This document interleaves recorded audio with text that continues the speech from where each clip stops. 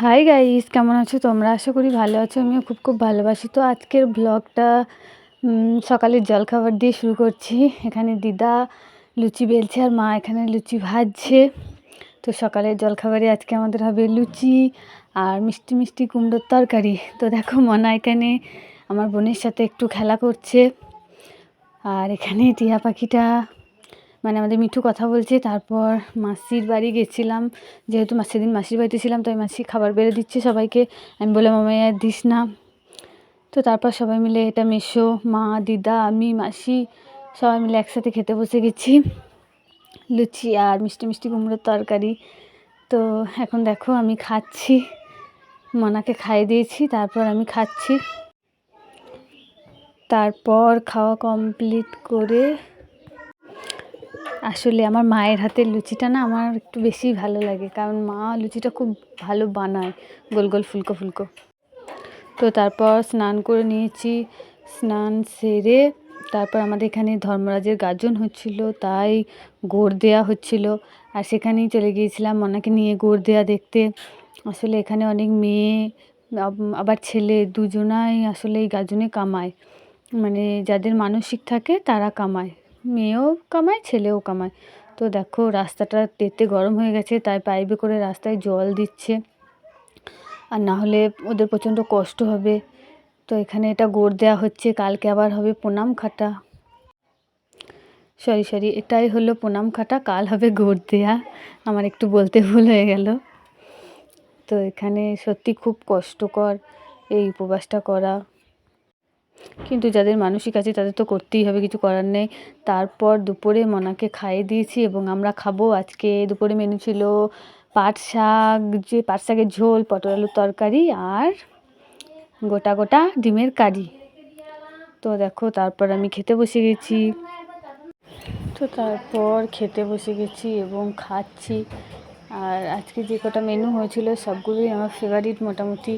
ডিমের কারি, পাট শাকের ঝোল, এগুলো সব আমার খেতে ভালোই লাগে। তারপর বিকেল হয়ে গেছে, আর বিকেলে দেখো সবাই মিলে একটু মাঠে চলে এসেছি ঘুরতে। আমি, আমার বোন, আমার একটা ভাই আর একটা কাকার মেয়ে, তারপর ওখানে ছিল আমার মেয়ে আর আমার বোনের একটা স্টুডেন্ট ছিল, তারপর আমার দাদার ছেলে ছিল, মানে আমার ভাইপো সাইকেল নিয়ে যে দাঁড়িয়ে আছে। আর মানে মাঠে হাওয়া খেতে যেতে বিকেল টাইমটা না খুব ভালো লাগে।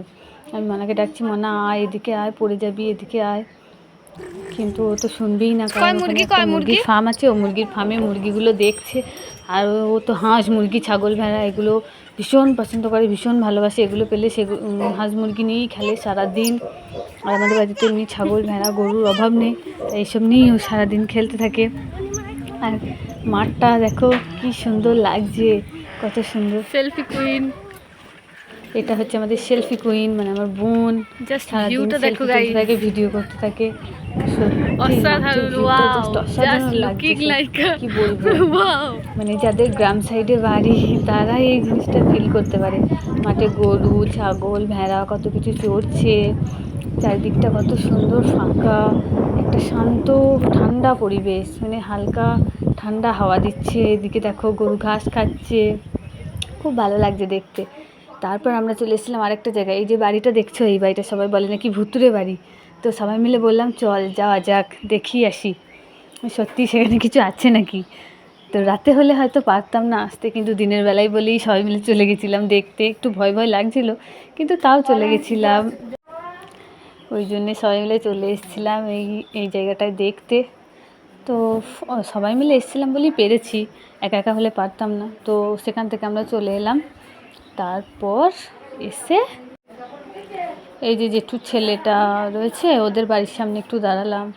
তারপর ওদের গাছে ফুল ফুটেছে সেগুলো দেখছিলাম, একটু হাসাহাসি আড্ডা মজা এসব হলো। তারপর দেখো ফাইনালি চলে যাচ্ছি বাড়ির দিকে। এবার ভ্লগটা আর কন্টিনিউ করা হয়নি। তারপর রাতে ডিনার ছিল খিচুড়ি আর চিকেন কষা, আমার ফেভারিট মেনু ছিল আজকে। তারপর খাওয়া দাওয়া হয়ে গেছে, এখানে বুনি খাচ্ছে, আমিও খাচ্ছি। তো তারপর দেখো খিচুড়ি খাওয়া দাওয়া করে এবার ঘুমাতে যাওয়া পালা, কারণ ভিডিও টিডিও এডিট করে তারপর ঘুমাতে যেতে 11টা বেজে গেছে আর খুব ঘুম পেয়ে গেছে। তো ব্লগটা এখানেই শেষ করছি। সুস্থ থেকো, ভালো থেকো, টাটা বাই বাই, নেক্সট